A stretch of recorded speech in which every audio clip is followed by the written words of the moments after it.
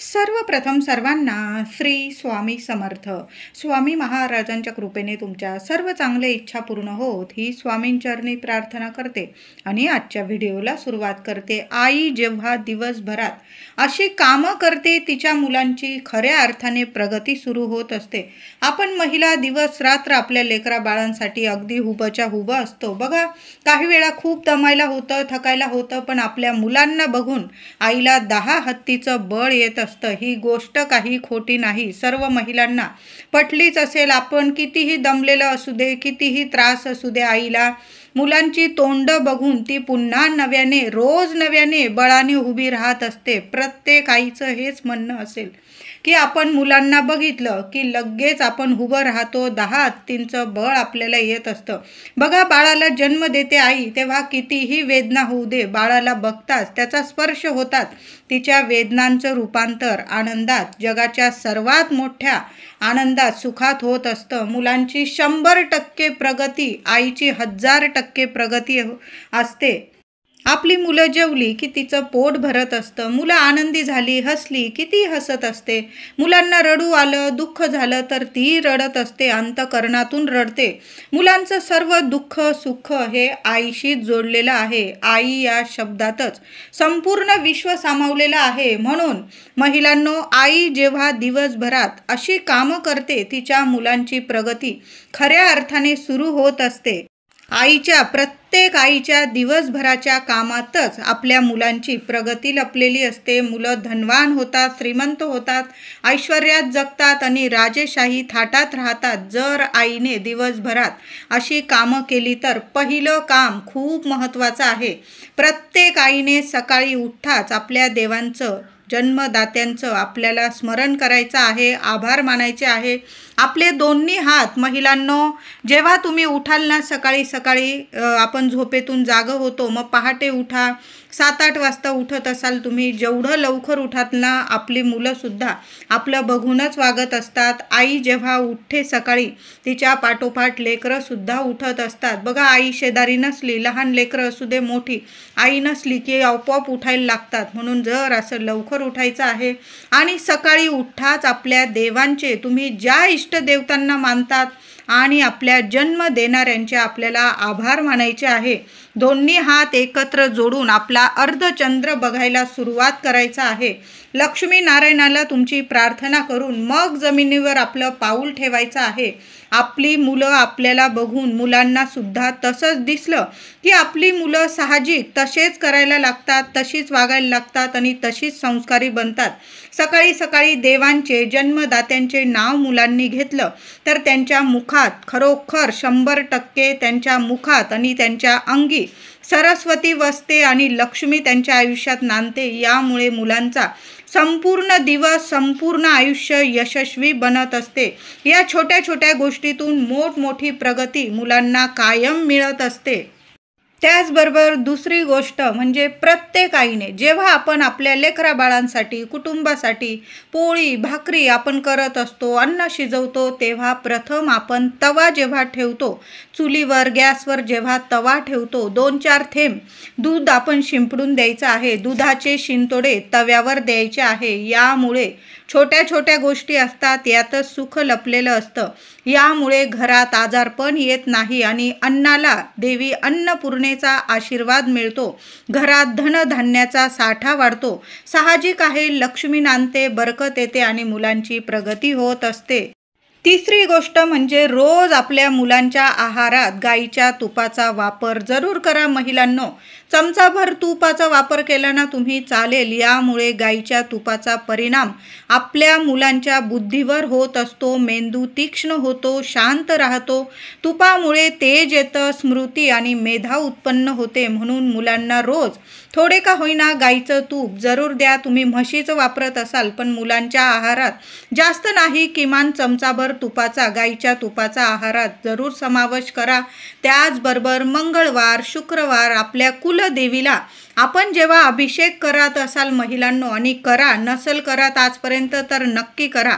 मंगळवार आणि शुक्रवार तुम्ही ज्या दिवशी तुमच्या कुलदेवीला सेवा करतात त्या दिवशी, आणि मी तर म्हणते मंगळवार शुक्रवार जरूर करा.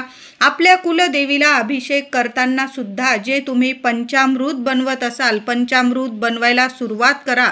थोडंसं करा, 2-4 चमचे पंचामृत तयार करा, आणि ते पंचामृत बनवताना गाईचे तूप टाकून पंचामृत बनवायला सुरुवात करा. कुलदेवीचा अखंड आशीर्वाद मुलांना, कुटुंबाला मिळतो, आणि अशा घरातली मुलं कायम प्रगतिशील बनतात आणि श्रीमंत बनत असतात. त्यांना आयुष्यात कधीच कमी पडत नाही. चौथी गोष्ट ती म्हणजे रोज सकाळी अंघोळीनंतर आईने मुख्य उंबरठ्याची पूजा अवश्य करावी. नाही रोज जमत तुम्हाला तर मंगळवार शुक्रवार शुभ तिथी असतात, सण वार अमावस्या पौर्णिमा या दिवशी तरी आपल्या मराठमोळ्या पद्धतीने, आपल्या संस्कृतीने उंबरठ्याची पूजा धूप दीप अवश्य करावे. दिवा लावावा दाराशी, तुळशीचे पूजन करावे. तुळशी जवळ दिवा अगरबत्ती या दैवी गोष्टींमुळेच तर घरात येते सुख समृद्धी, तिथेच नांदते लक्ष्मी आणि होते मुलांची भरभरून प्रगती. पाचवी गोष्ट म्हणजे खूप महत्त्वाची आहे. प्रत्येक आईने हा उपाय तर जरूर करत जा. अमावस्या पौर्णिमा मुलांना आंघोळीच्या पाण्यात खडं मीठ आणि तुरटी टाकून देत जा. लहान असतील तुम्ही आंघोळ घालून द्या, मुलं मोठी असतील तर आठवणीने आईने मुलांना या 2 गोष्टी, या 2 वस्तू, थोडंसं चमचाभर खडं मीठ आणि बारीकसा तुरटीचा खडा टाकून आपण आंघोळीला पाणी द्यायचं आहे. मुलांची नजरबाधा दूर होते, प्रगतीतील अडथळे दूर होतात, मुलांना शारीरिक मानसिक बलवान बनवत असतात या 2 गोष्टी, आणि लक्ष्मी माता मुलांवर, आपल्या कुटुंबावर प्रसन्न राहते. मुलं रात्रंदिवस प्रगतीचे मार्ग निवडतात. मुलांकडून सकाळी सकाळी देवघरात देवांना नमस्कार करणे, मंत्र स्तोत्र बोलून घेणे, संध्याकाळी देवांना नमस्कार दंडवत घालणे, आपल्या स्वामींना मुजरा करणे या गोष्टी मुलांकडून रोज करून घ्याव्यात. आपण स्वतः जर या गोष्टी केल्या तर आपली मुलं साहजिक आहे हळूहळू शिकतात, संस्कारी बनतात, प्रगती करतात. शाळेत जाताना मुलं शाळेत जात असतील, नोकरीला ऑफिसला कुठल्याही कामाला जाताना आपल्या इष्ट देवांचे नामस्मरण करणे, देवांना नमस्कार करून मगच घराबाहेर पाऊल टाकणे या गोष्टी रोजच्या जीवनात खूप महत्त्वपूर्ण आहे, आणि आईनेच या गोष्टी शिकवणं. खरी पहिली गुरु मुलांची आईच असते, हे काही म्हणणं म्हणजे चुकीचं नाही आहे. पहिली गुरु लेकरांची आपण आईच असतो. तुमची मुलं पती कुठल्याही शुभ कामाला बाहेर जात असतील, परीक्षा असेल मुलांची, पतिदेव ऑफिसला, मुलं ऑफिसला नोकरीला जात असतील तर प्रथम रोज ही सवय आईने तर आवर्जून लावायला पाहिजे. बाहेर पाऊल टाकण्याआधी गणपती बाप्पांचं पूजन, कुलदेवीचं पूजन, नमस्कार करणे. नाही पूजा करत मुलं, घाई गर्दी असते, किमान नमस्कार तर करायला लावू शकतो आपण. नमस्कार करावा, दंडवत घालावा, मुजरा करावा आणि मग बाहेर निघायचं. यामुळे काय होतं, असं देवांना नमस्कार करून बाहेर पाऊल टाकाल तर प्रगती यश घेऊनच मुलं पती घरी येतील. त्याचबरोबर आईने अन्नदानाहून या जगात श्रेष्ठ दान नाही. मुलांकडून दान करून घ्या. आपल्या ऐपतीप्रमाणे आवड सवड पैसा कष्ट या गोष्टींचा विचार करून अन्नदान अवश्य मुलांकडून जरूर करून घ्यावं. मुलांचा वाढदिवस असेल किंवा काही शुभ तिथी असेल किंवा एखादी गाय दिसली तर मुलांकडून एखादी चपाती पुरणपोळी केलेली असेल, शुभ तिथींना किंवा काही सणवार असतील, किंवा रोज जमलं तर रोज आपल्याला जमणार नाही या गोष्टी, मुलं पण आपली एवढी म्हणजे रोजच्या रोज आपण घेऊन जाऊ मुलांना आणि अन्नदान करू, गाईला खाऊ घालू, एवढ्या गोष्टी जमत नाही. मग त्यांचे वाढदिवस असतील, सणवार असेल, शुभतिथी, अमावस्या पौर्णिमा, मुलांकडून जेव्हा गाय दिसेल ना अन्नदान करून घेत जा. किंवा कोणी गरीब व्यक्ती असेल आणि मुलांना आवडतंय, ते कमवताय, तर त्यांना जर ऐपतीप्रमाणे तुम्हाला आवड असेल, कष्ट तुम्ही घेताय, त्यातून थोडंसं तुम्हाला अन्नदान करायचं आहे, तर गोरगरिबांना अन्नदान केल्याने सुद्धा मुलांना भरभरून आशीर्वाद मिळतात आणि आपल्या मुलांची दिवस रात्र सोन्यासारखी प्रगती होत असते. पाचवी गोष्ट सर्वात महत्त्वाची, घरात मोठ्यांचा मान ठेवणे. म्हणजे आपली मुलं सुद्धा आपला मान सन्मान करतात. घरात शांत वातावरण, प्रेमळ वातावरण, समजूतदारपणा, आपल्या माणसांसोबत माघार घेणं, घरात पती पत्नीने, आई वडिलांनी एकमेकांना समजून घेणे, आपल्या घरात मुलांसमोर कुणाचीच निंदा नालस्ती न करणे, कायम चांगल्या विषयांवर बोलचाल करणे, या गोष्टीतून सुद्धा आपली नवीन पिढी, आपली मुलं चांगली योग्य यशाची मार्ग निवडत असतात आणि कायम सर्वांबरोबर गोडाव्याने राहतात. ह्या गोष्टी आपण घरात केल्या, महिला असतील, दादा असतील, घरात माघार घेणे, पती पत्नीत काही दोन शब्द होतात, पण म्हणजे भांड्याला भांडं कधी ना कधी लागतं, पण आपल्या लेकरांसमोर माघार घेणं खूप महत्त्वाचं आहे. पुढची पिढी आहे, मग ते सुद्धा आपलं बघूनच वागत असतात.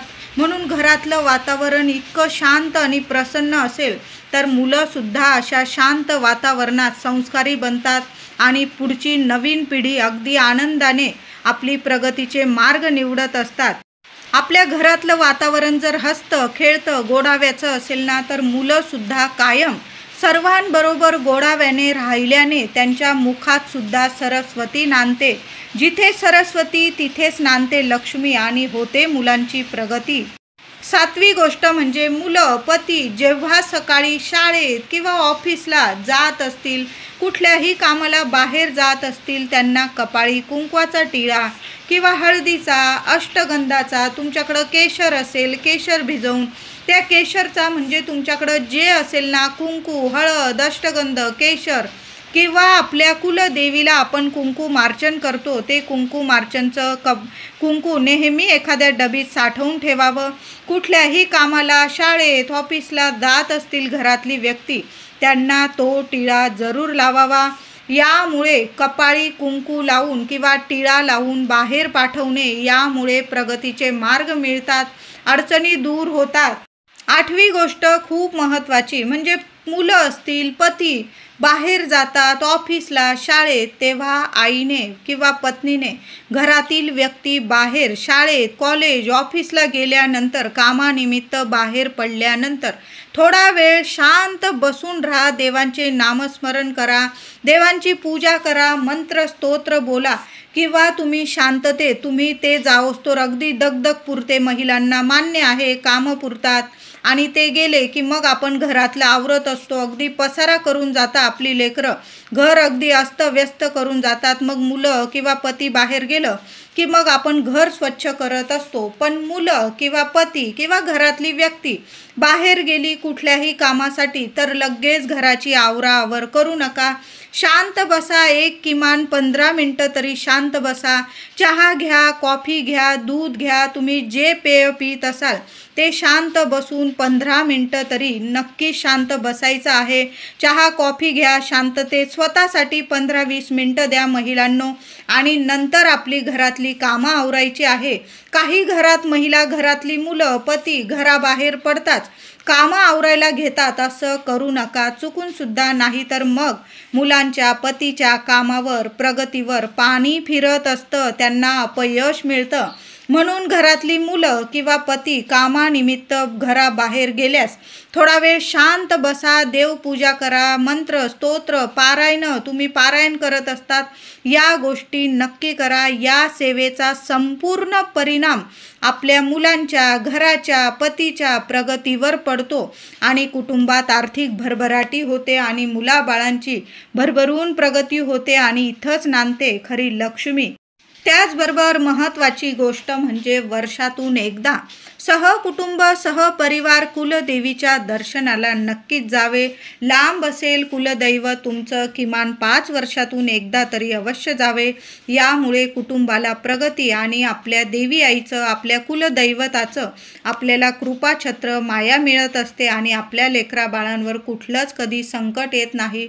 वरच्या वर आपलं कुलदैवत ते संकट दूर करतं आणि आपल्या लेकरांना प्रगतीचे मार्ग मिळवून देत असतं. 9वी गोष्ट म्हणजे घरात नियमित आपल्या देवांची पूजा करणं.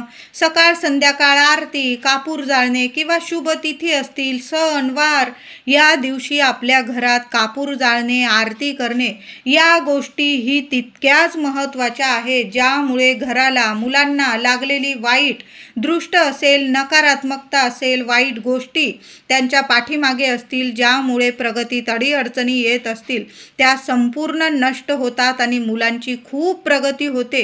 मुलांची आठवड्यातून एकदा तरी आईने नजर दृष्ट जरूर काढून टाकावी. मूल लहान असू दे किंवा मुलं मोठी झालेली असतील, आईने मुलांची नजर दृष्ट जरूर काढून टाकावी. मीठ मोहरीने काढा किंवा तुम्ही ज्या वस्तूंनी नेहमी दृष्ट उतरवून टाकत असाल त्या पद्धतीने आपण नेहमी मुलांची दृष्ट नजर बाधा जरूर काढून टाकावे. बघा, मुलं छान तयार झाले, थोडी प्रगती केली की कुणाची ना कुणाची मुलांना, लेकरा बाळांना नक्कीच दृष्ट लागत असते. बुधवार असेल, रविवार असेल, अमावस्या, पौर्णिमा, या दिवसातून एकदा तरी मुलांची नजर जरूर काढावी. यामुळे आईचे प्रेम, आईला समाधान मिळतं, मुलांना एक रक्षण कवच कायम मिळत राहतं. त्याचबरोबर आपल्या मुलांकडून काही चुका झाल्यास तर मुलांना कायम आई वडिलांनी समजून सांगावे. लगेच त्यांना कठोर शिक्षा देऊ नये, नाहीतर मुलं कोडगी बनतात. मुलांवर मग आई वडिलांच्या शब्दांचा, ओरडण्याचा, माराचा कोणताच परिणाम होत नाही. जेवढं मुलांना प्रेमाने, समजुतीने सांगाल ना, तेवढी मुलं लवकर समजतात आणि तुमची बनून राहतात. बघा, मुलांना मारझोड करतात, तिथं आई वडिलांना मुलं मान सन्मान देत नाही. मुलांवर कधीच हात उगारू नका. अगदीच एखाद दिवशी अगदीच तुम्हाला सहन नाही झालं, एखादी चापट मारली, ठीक आहे, पण आपल्या लेकरांवर कधीच हात उगारू नका. जेवढं समजुतीने घ्याल, प्रेमाने सांगाल, तेवढी 1000 पटीने मुलं नक्कीच समजून घेतील. म्हणून जेवढं मुलांना प्रेमाने, समजुतीने सांगाल ना, तेवढी मुलं लवकर समजून घेतात आणि पुढं जाऊन चुका करत नाही. कुठलीही चूक झाली तर मग आई वडिलांना प्रथम येऊन सांगतात की अशी अशी चूक झाली. नाहीतर आपण मारतो किंवा त्यांना भीतीदायक वातावरण जर घरात असेल तर मग मुलं आपल्या चुका, स्वतःच्या चुका लपवून ठेवतात आणि मग त्याचं रूपांतर वाईट स्वरूपात होत असतं. म्हणून मुलांना प्रेमाने सांगा. एखादी चूक झाली तर समजून सांगा. मुलांकडून चुका झाल्या तरी पण ते प्रथम आईला येऊन सांगतात, वडिलांना येऊन सांगतात. म्हणून मुलांना प्रथम आपण प्रेमानेच सांगायचं आहे. कायमच मुलांना प्रेमाने सांगा, समजुतीने सांगा. कुठल्याही गोष्टीत काळजी घेऊन राहतात मग, आणि आपली नवीन पिढी कायम संस्कारी बनते आणि मुलं कायम प्रगतिशील राहतात. त्याचबरोबर मुलं जेव्हा अगदी पटकन घरात येतात, चप्पल बूट बाहेर कसेही काढून येतात, ही सवय सुद्धा आईने मुलांची बदलायची आहे. तुमची मुलं अशी येतात का बरं? पटकन चप्पल बूट कसे पण काढतात आणि घरात येतात? अजिबात नाही. दारातच त्यांना थांबवा. त्यांची चप्पल उलटी सुलटी पडलेली असेल, त्यांना स्वतः नीट करायला सांगा. चप्पल स्टँड असेल, तिथं चप्पल नीट स्टँडमध्ये ठेवायला सांगा आणि मग त्यांना घरात प्रवेश द्या. यामुळे सुद्धा मुलं आपली संस्कारी बनतात, कशी पण वागत नाही. कारण घराबाहेर अशा चपला पडत असतील, उलट्या सुलट्या, यामुळे आपल्या कामात कायम अडीअडचणी येतात आणि मुलांची त्या घरात कधीच प्रगती होत नाही.